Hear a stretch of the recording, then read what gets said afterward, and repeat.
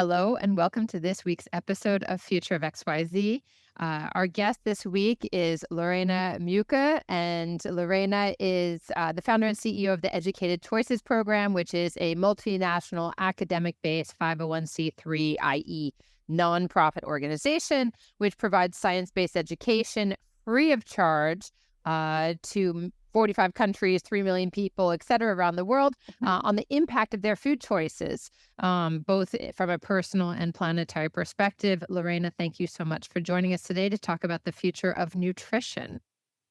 Thank you, Lisa. The pleasure is mine, and I can't wait to share more during this podcast.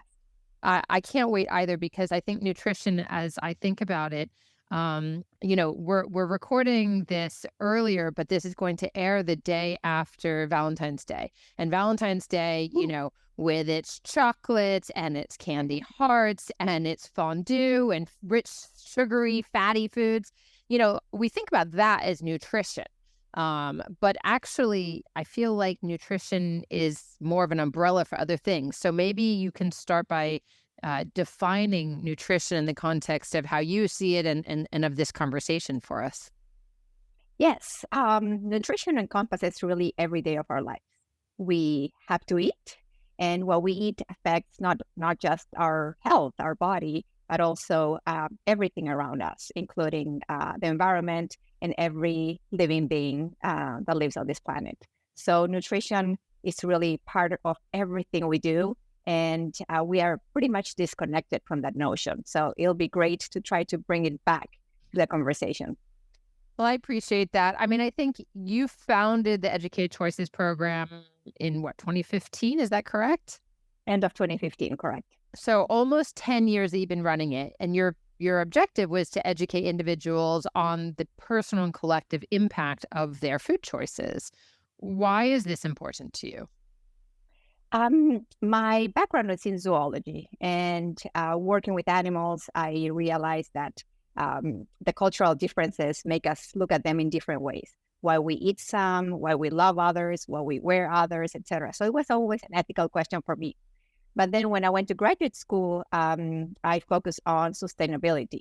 I worked in the Amazon jungle for a little bit, and that's where I got to see firsthand deforestation. And it turns out that one of the leading causes of deforestation is what we eat too, mostly animal products. So putting, both together, I realized, I found the passion in my life. And later on, like most people, I got to see firsthand what we eat does to the health of our loved ones. Both of my parents have heart disease, and it turns out that it's one of the biggest, it's the top one cause of death in the U.S., actually in the world, and it's highly contributed by the way we eat. So just putting everything together, I said, this is great. We can tackle so many issues with just the issue of nutrition, and I decided, well, everyone should know about it because I didn't know about it either.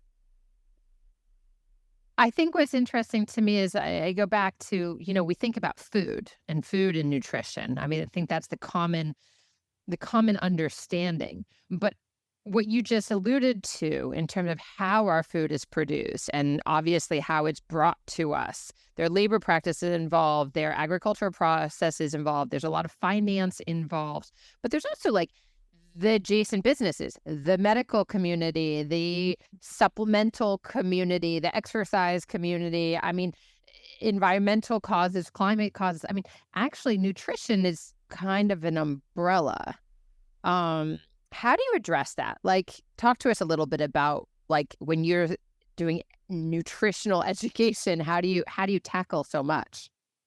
Yes, we mainly call it food education or food literacy. Because our program mainly focuses on how our food affects human and planetary health. We try to stay away from any medical advice or advice on supplements or even exercise. Of course, we mentioned that exercise is good, but we don't pinpoint what's good, what's not good, or anything like that. So we mainly go into the majors and try to avoid the minors. We leave specifically to the experts in every area. That makes absolute sense. And so when you're thinking about food systems and educating. I mean, it's quite a big jump in some ways to go from what I would call the individual choice to what it does to you personally. You mentioned your parents with heart disease and it being the number one killer of people around the world, which is largely related to sedentary lifestyles and the things that we consume into our bodies as far as nutrition goes, food. But I mean, so you have the personal impact of our choices, and then you have the planetary, and that's quite a big leap. I mean, it feels like it's quite far apart from most average people. What are some of the tools that you deploy to kind of open people's eyes, if you will, and start changing behaviors? That's a great question. Well, first of all, because we are an education program, we focus on what education is, right? And education is really the best tool that we have to produce change, to bring a critical thinking, discussion, to learn what's right and what's wrong, not from an ethical perspective, but from a factual perspective, what's true and what's false. And the benefits of education are really uncontested, right? They are intergenerational. It's something that we can pass down. It changes communities, it changes lives, it saves lives. So education helps you make connections. And that's what we do. Well, we show kids, mostly we focus on kids 12 and up, all the way to 99 or more. And we help them make the connections of how their food is produced, how it's transported, how it's packaged, how it's sold until it arrives to the table. And then, once we consume it, that's the individual part, right? But all the other aspects and processes of food production affect different things at a time. And we try to make those connections. And that's why our curriculum is so vast. There's no way we could cover this with one presentation. So far we offer a dozen or more presentations, and they focus individually on each subject that we try to help make the connection. So speaking of those connections, I mean, the current state of our food system, I want to give you a chance to talk about the current state of our food system. And again, tying it back to, as you see it, our personal and planetary health. Yes. First of all, the current food system is simply not working. It's not sustainable. From our health perspective, we know that it's killing more people than any other thing. If we talk about food, heart disease is the number one killer. Diabetes is affecting 10% of the population. 1 in 3 people die of heart disease just in the U.S. 1 in 4 die of cancer in the U.S. The second biggest cause of cancer is colon cancer, which is tightly related to the food we eat. And I can go on and so forth. Obesity, right? 1 in 4 kids in the U.S. Are obese. Actually, teenagers is 1 of 5. And I should know that because I have 2 of those at home. Not obese, I mean teenagers. And from a planetary aspect, it's really heartbreaking because right now our current food system, especially animal agriculture, is very tied to deforestation, to pollution, really putting a strain on the use of natural resources.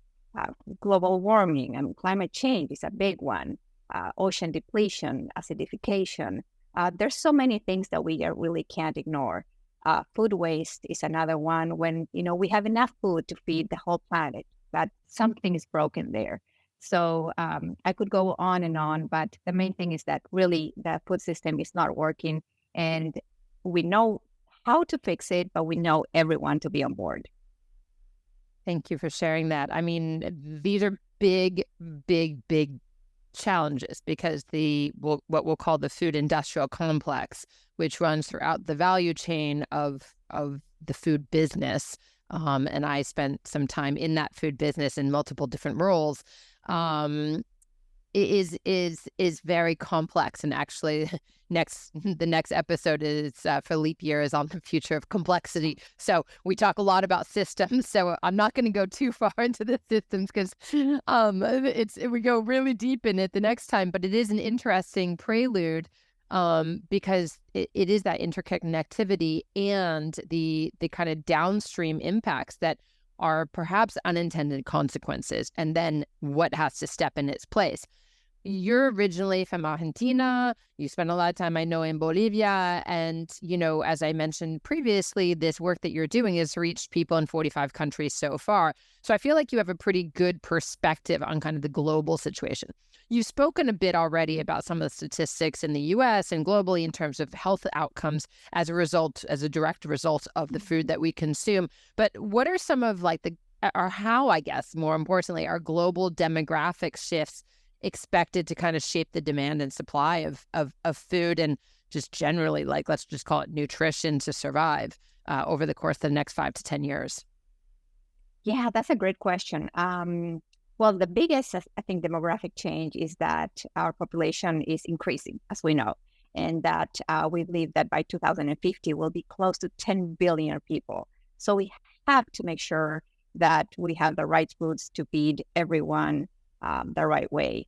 Um, Urbanization is growing too. More people are moving into cities, and that changes the way they eat, and also how disconnected they are from farm to table. In urban areas, people tend to eat more processed foods, fast foods and stuff like that, which we know increases rate of many different diseases.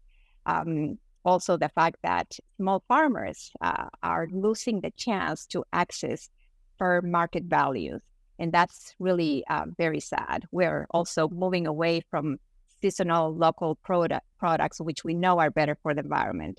So there are a lot of key And for aspects, us. and for us, absolutely. So those all key aspects of demographics that are changing, I think, are going to shape the way we look at food, including knowledge, right? Based on many studies, including the ones that we run, we can see that the biggest motivator for young people now to change their diets is the environment. So the more we know about what's going on and what they will inherit, I think the bigger the motivation is to do the right thing. I think that younger generation, as you said, is certainly more cognizant. But as you say, urbanization makes most people less and less connected to the land and Yeah. or the nature from which almost all of our food comes. It's an interesting segue actually into technology. I mean, I think about okay, so meat. There's, an increasing move towards plant-based meats, non-dairy milks, all these, or non-animal based milks, dairy, and all these kinds of things. There's also obviously the people who I'm always amazed because I love food, but who really would just like to take a pill a la, this space age, vision and say that gives me everything I need for my day. What is the role of technology in helping us, either improve nutrition and or solve some of the food systems crisis that you've outlined? I'm a big believer in technology. I think technology is probably what's going to save us, hopefully, and help us fix this food system.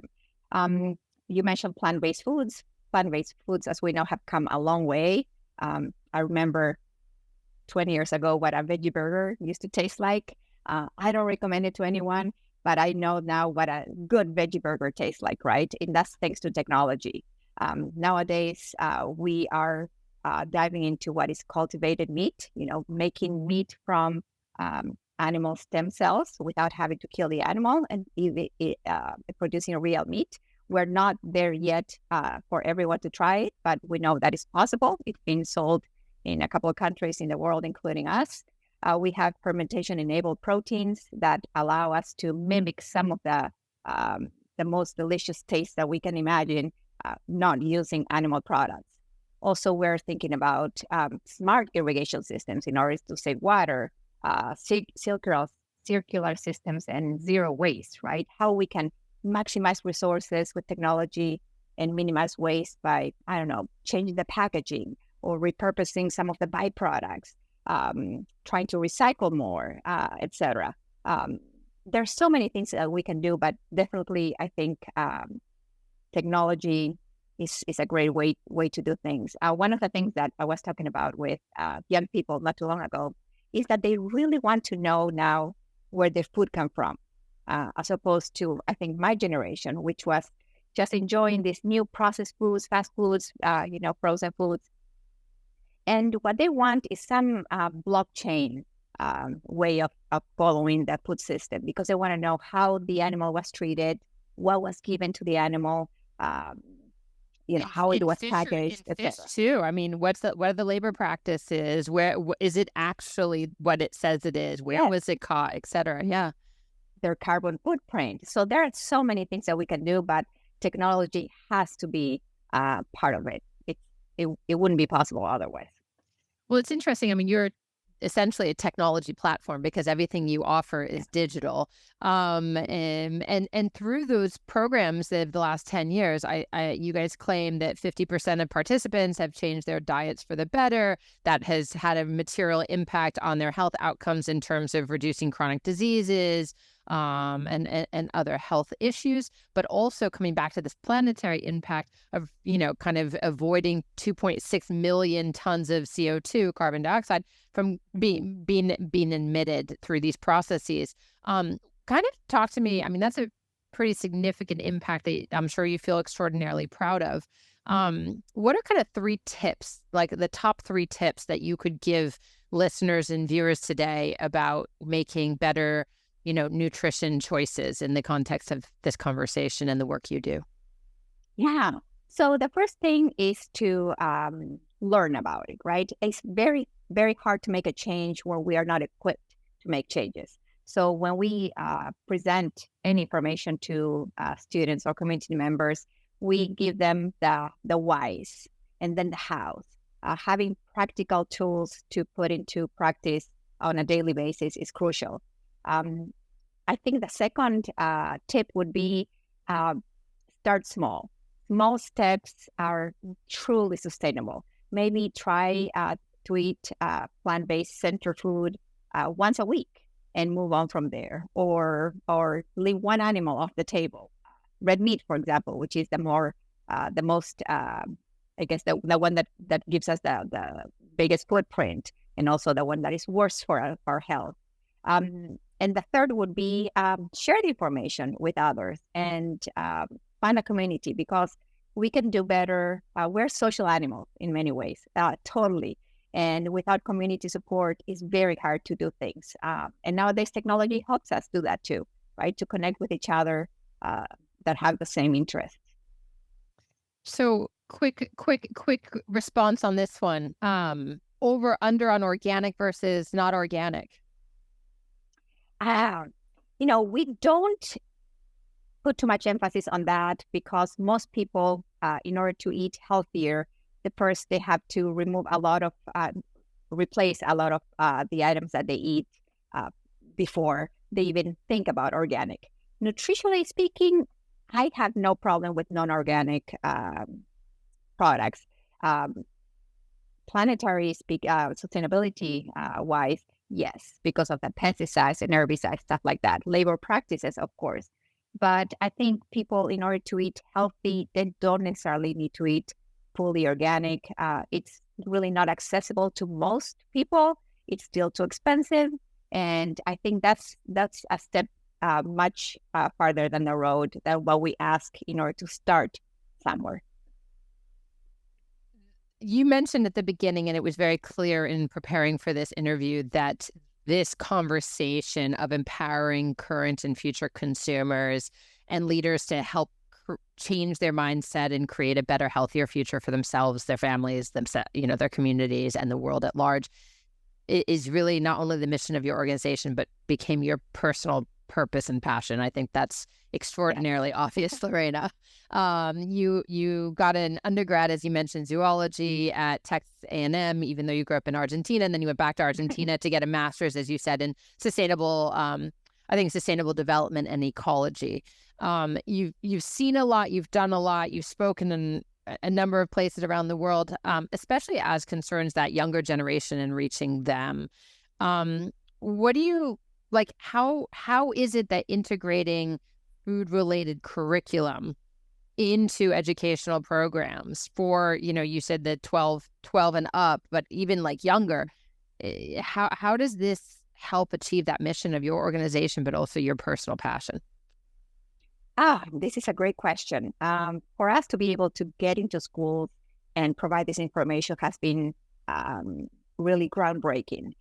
truthfully, we're the first program of this extent, of this girth, I guess, that is able to get into so many schools throughout the world. And that is because we're filling a niche that was not filled till now. So our curriculum encourages people not just look at these, but start looking at other sources, right? Thanks to many times our program is that schools have started a school garden, for example, or have decided to offer cooking classes, or decided to put a workshop together and invite experts in different areas,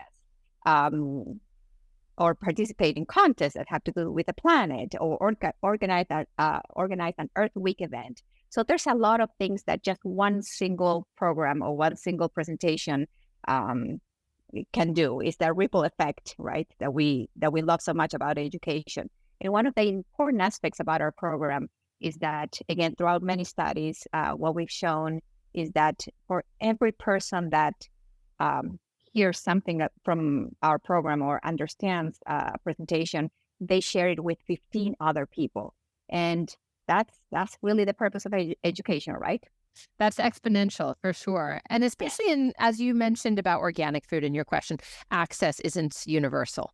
As you said, we have enough food to feed the whole planet, but that's not what's happening as we see in far too many communities, even in this country, in the United States, but certainly around the world. There is malnutrition, starvation, and other horrors that shouldn't be happening in 2024 for sure.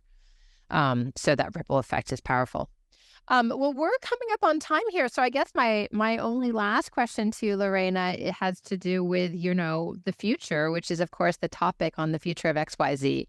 So when we think about the future of nutrition and we look a little bit further out, what are your top hopes? Like what needs to be addressed, and what will the impact be? I love that question, mainly because the purpose of our program is to educate as many people as possible, as fast as possible, right? So my hope for the next few years and beyond is that this type of education becomes part of every community and every school. I think the biggest question, the biggest feedback that we get from students and teachers alike is, how come I didn't know this before, right? It seems so obvious. Why are they teaching this? So I hope that more people become aware, because when there's awareness, discussion usually starts, and discussion leads to progress. So that's my hope, that this information gets in as many hearts and heads as possible, as fast as possible. Lorena, Mucke, thank you so much for joining us this week on Future of XYZ. It was a very educational conversation about a very, very important, and I would argue probably fundamental topic to our survival as a species and planet. Thank you so much. It's been a pleasure, and I can't wait to have this conversation again with you and other people. Lorena, thank you very much. For everyone watching or listening, make sure to leave us a 5-star review. You can get this podcast anywhere you get your favorite podcasts: Apple, Spotify, Amazon, and many other platforms. You can also watch the video at ripbs.org/XYZ. That's our presenting partner, Rhode Island PBS's website. Follow us on Instagram at Future of XYZ. And if you want to learn more or discuss anything about this topic, make sure that you visit future-of.xyz. You can also visit ecprogram.org to download the free tools that Lorena has created and shared around the world free of charge as a nonprofit. So thanks again, Lorena, for that. Everyone, we'll see you again in 2 weeks' time for a special leap year edition of the Future of XYZ to discuss, as I had alluded to, the future of complexity. See you then.